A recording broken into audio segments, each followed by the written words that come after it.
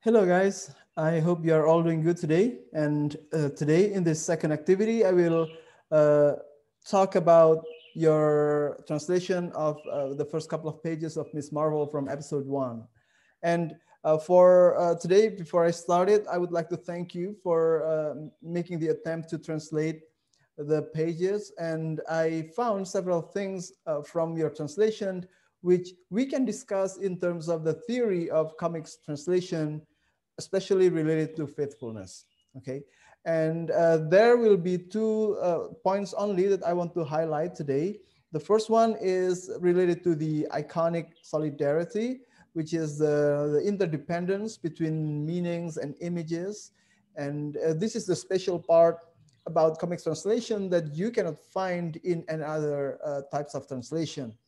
And the second thing that I want to highlight from your translation and the theory is related to the faithfulness towards the source text, the writers, and the readers.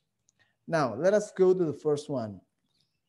Basically, when it comes to iconic solidarity, I found that it is still important for us to emphasize the importance of knowing that in comics, because it is presented, because elements are presented spatially, two narratives can run at the same time.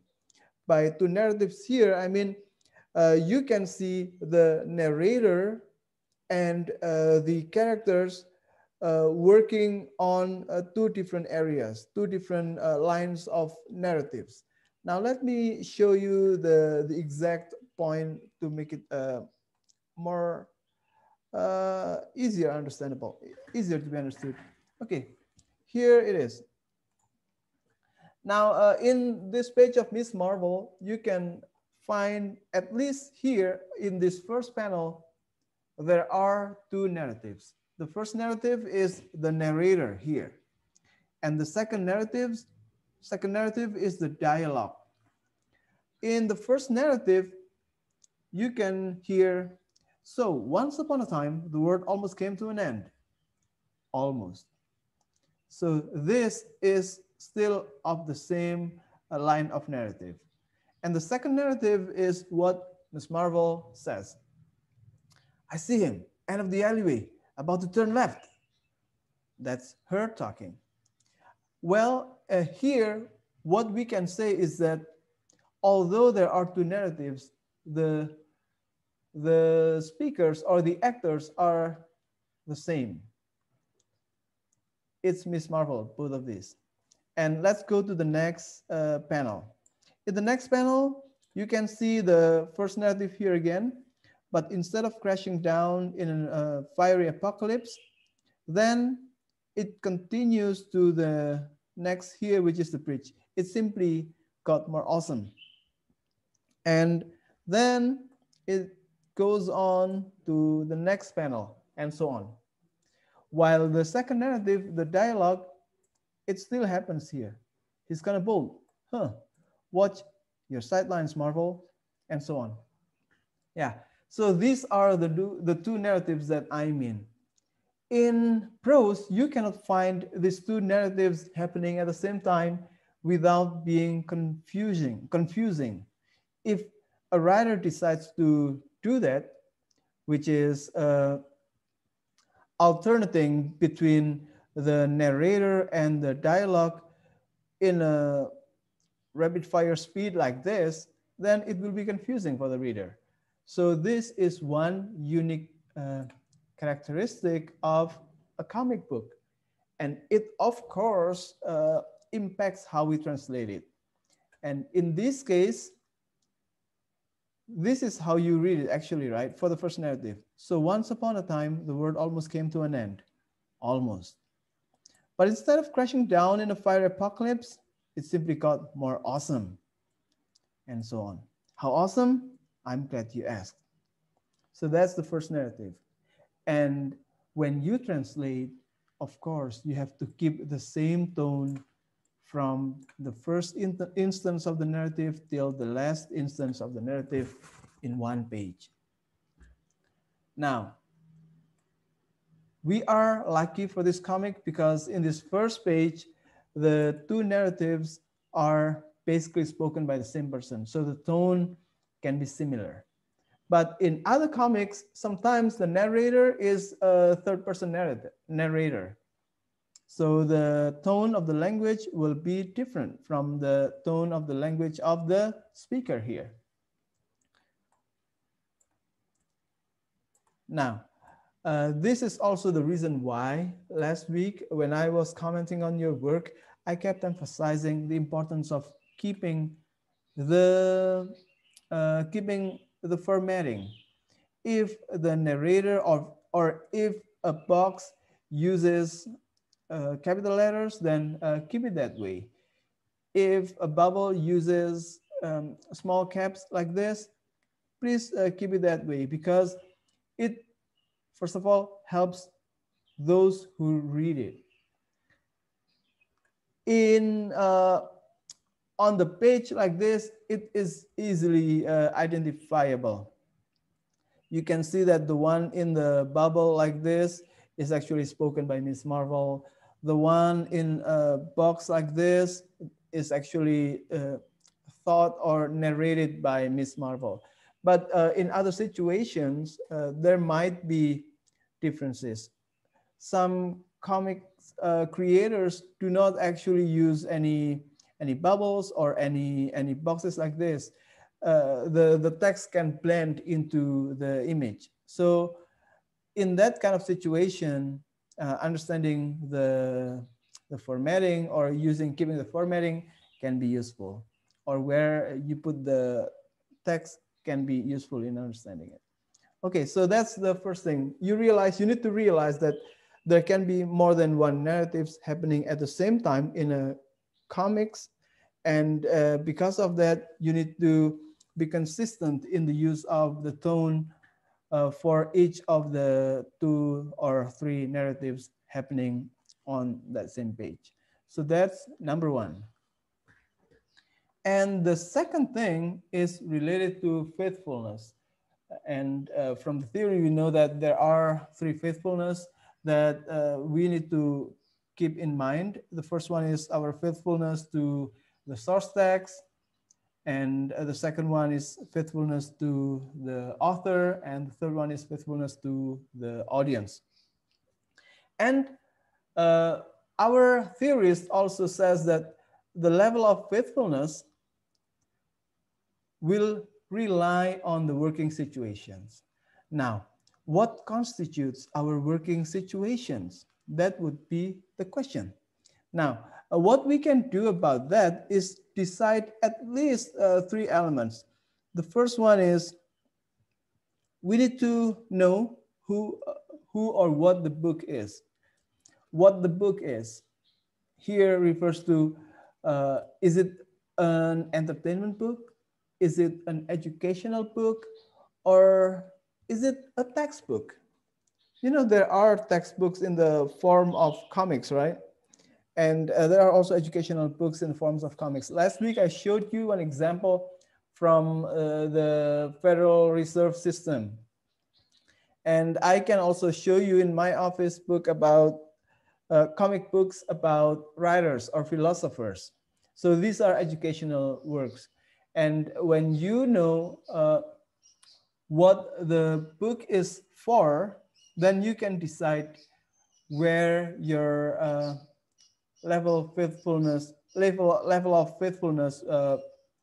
will fall into. Okay, if the book is educational, then the level of faithfulness, especially related to the source text, can be more into the word, preserving the linguistic element, instead of the sense of or meaning of the text. You can decide on that. And if it is educational, then in relation to the writer, you can choose whether you will be committed to the cause of the writer, committed to how the writer states this, or uncommitted to the writer. Or when it comes to the faithfulness towards the audience, you can then decide whether you make it foreign or make it sound foreign or make it sound natural. This one that we are now reading happens to be an entertainment book. And in an entertainment book, in relation to the audience, for example, it will be more reasonable for you to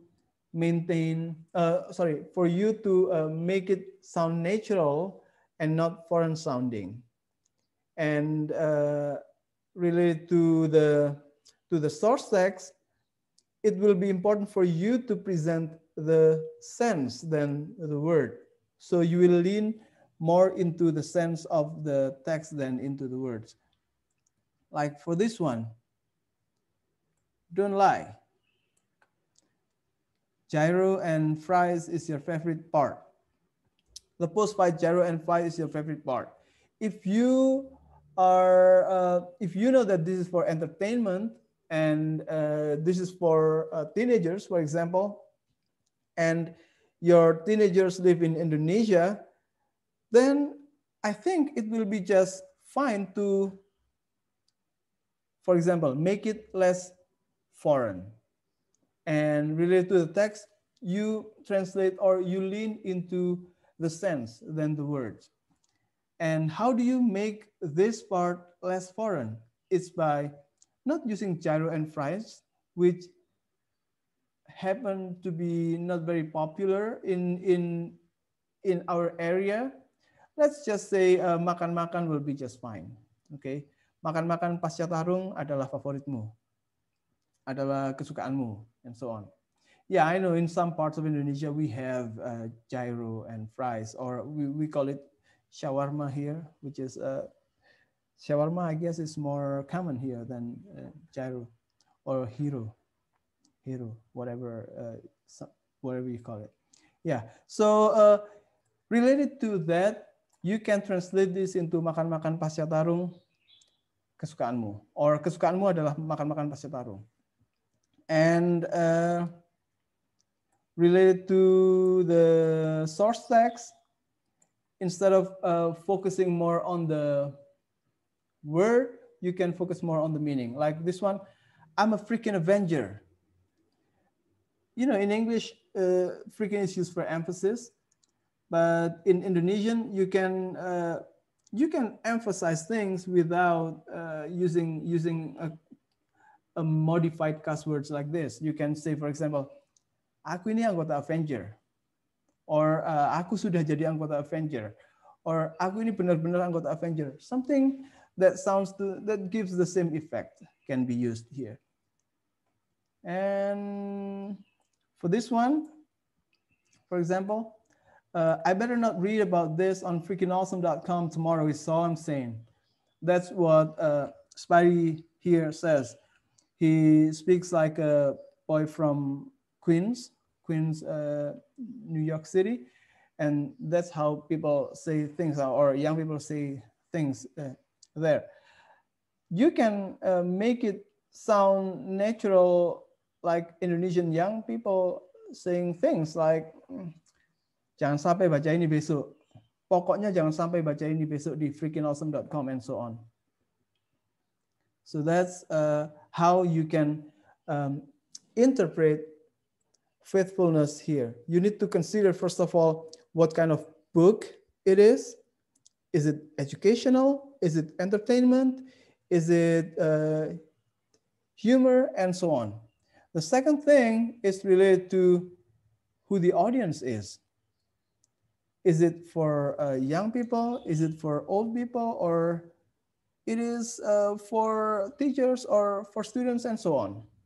And the third thing is, of course, it usually can also relate to the publisher, the one who wants you to translate. The working condition is decided by what the publisher actually wants to achieve. So that's another thing.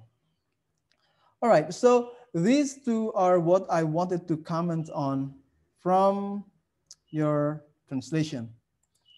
I actually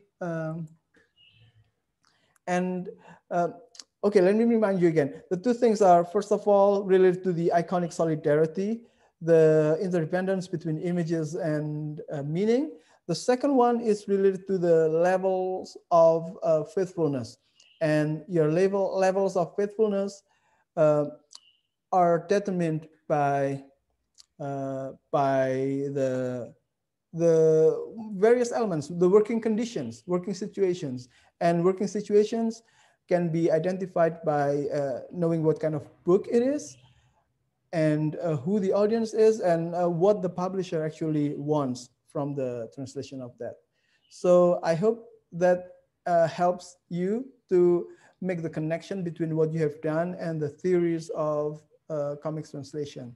And we are about to do something else related to comics translation. And hopefully it will also widen your horizon in comics translation.